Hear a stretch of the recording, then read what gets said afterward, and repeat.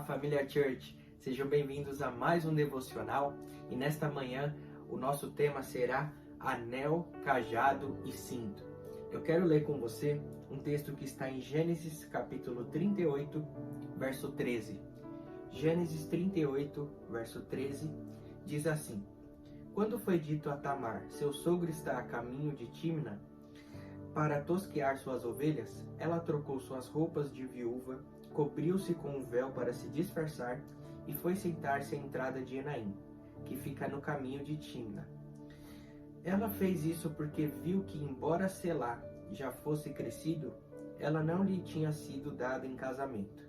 Quando a viu, Judá pensou que fosse uma prostituta, porque ela havia encoberto o rosto, não sabendo que era a sua nora. Dirigiu-se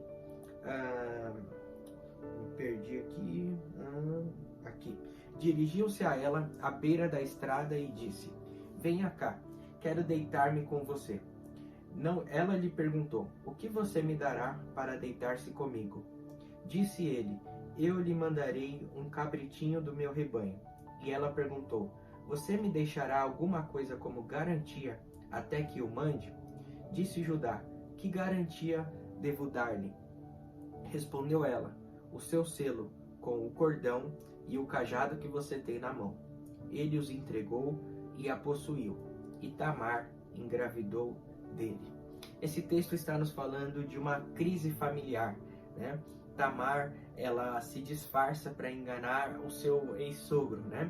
E então ela se veste de uma prostituta, se coloca ali no caminho do sogro, e quando ele passa pelo caminho, ele visualiza ela e ele não a reconhece, né? Judá, o sogro de Tamar, ele então acredita que ela seria uma prostituta e ele então a convida para se deitar com ele. E nesse relato de pecado, Tamar pede uma garantia para ele, uma garantia para ela saber que ela iria receber o valor estipulado ali daquele ato sexual. E o interessante é que a Bíblia fala que Judá entrega 3 coisas para Tamar. Quando Judá vai cometer esse ato pecaminoso, quando ele vai cometer esse pecado, ele entrega o seu anel, o seu cajado e o seu cinto. Obviamente, esses aqui são símbolos proféticos do que ocorre na vida de um ser humano quando ele se entrega para o pecado. Assim como aconteceu com Judá, todas as vezes que nós cometemos um pecado, todas as vezes que nós vamos contra a presença santa de Deus, nós perdemos 3 coisas de nós mesmos. Nós perdemos o anel, o cajado e o cinto. O que esses 3 elementos representam? O anel na Bíblia representa a identidade. A primeira coisa que o pecado roubou do ser humano foi a identidade. Adão e Eva no jardim, ao pecarem, eles perderam a sua identidade de filhos, de amigos de Deus. Antes eles tinham relacionamento, ao pecar eles se esconderam. Quando você comete pecado, você perde a sua essência, você perde a sua identidade. Talvez você é uma pessoa amorosa. Quando você peca, você se torna uma pessoa rancorosa, uma pessoa com ódio, com raiva. Deus colocou em você elementos que formam a sua identidade. E a forma de Satanás roubar isso de você é através do pecado. Você já percebeu o tanto que o pecado rouba quem você é e a essência que Deus depositou em você? A primeira coisa que o pecado nos rouba é a identidade.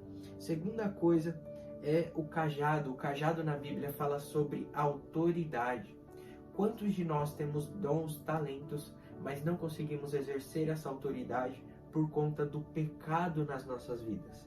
Irmãos, muitas vezes nós achamos que exercer a autoridade de Deus é algo sobrenatural, mas muitas vezes é algo simples. Alguém está com dor de cabeça do seu lado, ao invés de dar um remédio, você pode orar para que ela seja curada.